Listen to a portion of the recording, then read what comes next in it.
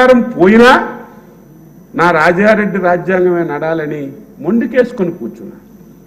ఎక్కడైనా ఉందా?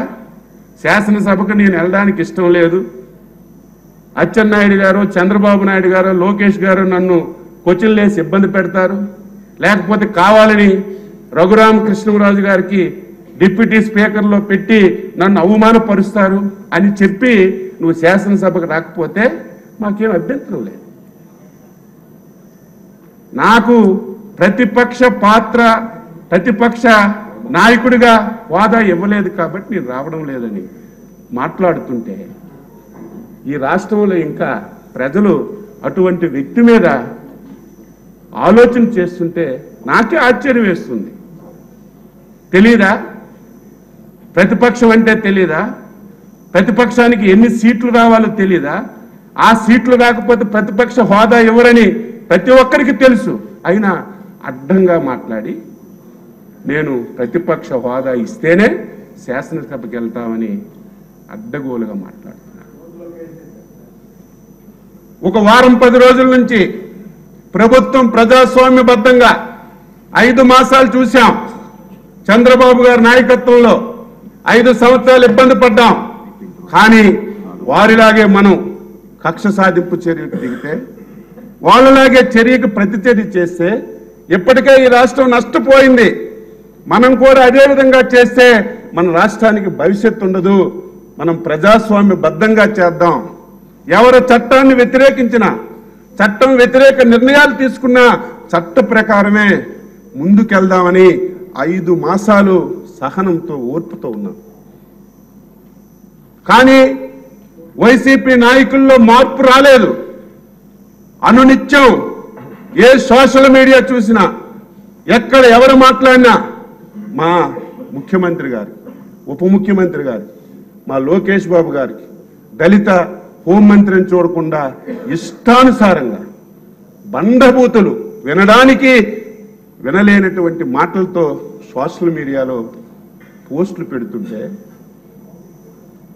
ఈరోజు చట్టబద్ధంగా చర్యలు తీసుకుంటే ఏం మాట్లాడుతున్నారు? కక్ష సాధింపు చర్యలా?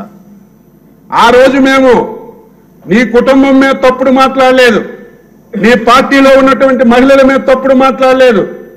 ఆ రోజు నువ్వేదైతే ప్రజా వ్యతిరేక విధాన నిర్ణయాలు తీసుకున్నావు, నీ నిర్ణయాల వల్ల ఈ రాష్ట్రానికి నష్టం జరుగుతుందో మేము మాట్లాడితే మా మీద కేసులు పెట్టాం. సోషల్ మీడియాలో ఈ పథకం వల్ల, నీ నిర్ణయం వల్ల ఈ వర్గానికి నష్టం జరుగుతుందని ఒక పోస్ట్ పెడితే అర్ధరాత్రి వచ్చి అరెస్ట్ చేశాం. నీకు దమ్ముంటే, నీకు ధైర్యం ఉంటే మేము తీసుకున్న నిర్ణయాల మీద నువ్వు ప్రశ్నించు. ఈ పథకం బాగులేదను, ఈ నిర్ణయం బాగులేదను మేము వెల్కమ్ చేస్తాం. మంచి అయితే మంచి చెప్తాం, ఇది బాగుంటే బాగుందని చెప్తాం. కానీ దాన్ని వదిలిపెట్టి 5 మాసాలైనా సరే ఇంకా మమ్మల్ని బూతులు తిడుతూ, సోషల్ మీడియాలో ఇష్టానుసారంగా పోస్టులు పెడుతూ, రాజకీయానికి సంబంధం లేనటువంటి కుటుంబంలో ఉన్నటువంటి మహిళల మీద నీచాతి నీచంగా మాట్లాడితే దానికి చట్టం తన పని తాను చేసుకుంటూ పోతే మా మీద కేసులు పెడుతున్నారని గగ్గోలు పెడుతున్నారు. దీనికి మనం పులి స్టాప్ పెట్టాలి. ఇప్పుడే చెప్పారు, మనందరూ చర్చించాలి. ఒక రోజు అవసరమైతే టీవీల్లో చూపిద్దాం. వాళ్ళు ఏవైతే పోస్టులు పెట్టారు, వాళ్ళు ఏ విధంగా మనందరినీ ఇన్సల్ట్ చేస్తున్నారు, అవమానపరుస్తున్నారు, సభ్య సమాజానికి తెలియాలి. తెలిసి ముఖ్యమంత్రి గారి నాయకత్వంలో ఒక పటిష్టమైనటువంటి చట్టం చేసి, ముఖ్యమంత్రి గారు మొదటి రోజే చెప్పారు, ఇదేదో వైసీపీ నాయకులకు కాదు, మా తెలుగుదేశం వాళ్ళైనా, జనసేన అయినా, బీజేపీ అయినా, ఎవరైనా సరే మహిళలు కించపరిస్తే ఒకే విధంగా చట్టాన్ని అమలు చేస్తామని చెప్పారు.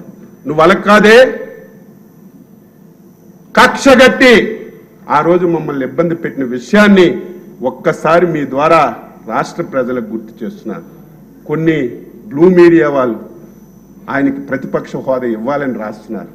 ఆయనకి చదువు సంధ్య లేకపోయినా, జ్ఞానం లేకపోయినా కనీసం మీకైనా ఉండాలి కదా. ఎలా ఇస్తారు చెప్పాలి. మీరు రాయాలి. ప్రజాస్వామ్య వ్యవస్థలో ఎప్పుడు అధికారం ఉండదు, ఎప్పుడు ప్రతిపక్షం ఉండదు. మా నాయకుడు 45 సంవత్సరాల్లో అధికారం ఉన్నా, ప్రతిపక్షం ఉన్నా, 21 మంది ఉన్నా నిరంతరం ప్రజల పక్షాన పోరాటం చేసినటువంటి వ్యక్తి మా నాయకుడు చంద్రబాబు నాయుడు. అధికారం అంటే నువ్వెందుకు? ఎవడైనా చేస్తాడు. అధికారం లేకపోయినప్పుడే ప్రజల పక్షాన పోరాటం చేయాలి. ఏది ఏమైనా సరే ఒక సమర్థవంతమైనటువంటి నాయకుడిగా మీకు ఆ స్థానంలో కూర్చోబెట్టారు. నాకు ఒక ఆశ ఉంది.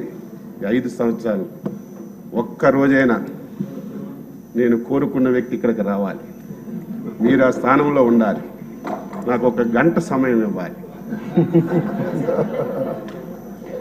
అప్పుడు అన్నీ మంచి జరగాలి, నేను అనుకున్నది జరగాలి.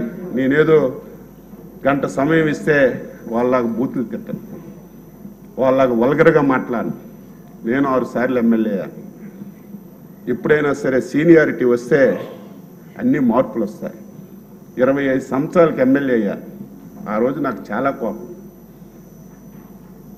ప్రతి వారిని తిట్టడం, ఫోన్ ఎత్తకపోతే ఫోన్ పగలగొట్టడం, చాలా కోపంగా ఉండేది. 25 సంవత్సరాలు తెలియలేదు.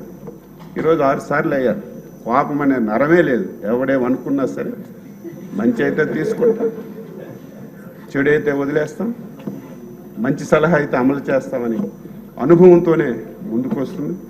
మీకు మంచి అనుభవం ఉంది. ఇదేదో అందరం చెప్పామని మీరు మూతికి ప్లాస్టర్ వేసుకుంటే ఇప్పటికే ఇది సప్పగా ఉంది సభ, ప్రతిపక్షం లేక. మీరు మీ పదునైనటువంటి మాటలతో ఎక్కడ కూడా క్రమశిక్షణ లోపించకుండా ఆంధ్రప్రదేశ్ శాసనసభ 5 సంవత్సరాలు, ఆంధ్రప్రదేశ్ శాసనసభ అంటే ఒక అసహ్యమైనటువంటి సభ. ఆ సభలో బూతులు తప్ప, తిట్టుకోవడం తప్ప, అవమానించడం తప్ప ప్రజా సమస్యల మీద మాట్లాడినటువంటి సందర్భాలు లేవని 5 సంవత్సరాలు ఆంధ్ర ప్రజలు, దేశ ప్రజలందరూ మాట్లాడారు. మళ్ళీ అదే సభని మన నాయకుడు చంద్రబాబు గారి నాయకత్వంలో ఆంధ్రప్రదేశ్ శాసనసభ ఈ దేశానికి ఒక రోల్ మోడల్ కావాలి.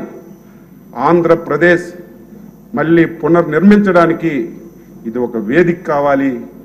దాని గురించి సభాపతిగా అయ్యన్న పాత్రుడు గారు, ఉపసభాపతిగా మీరు ఆ పాత్ర పోషించాలని, పోషిస్తారని మనస్ఫూర్తిగా విశ్వసిస్తూ మీకు మరొకసారి హృదయపూర్వకంగా అభినందనలు తెలియజేస్తూ సెలవు తీసుకుంటున్నాను. నేనెంతో అభిమానించే నా అభిమాన యువ నాయకుడు నారా లోకేష్ గారు మాట్లాడారు. అధ్యక్ష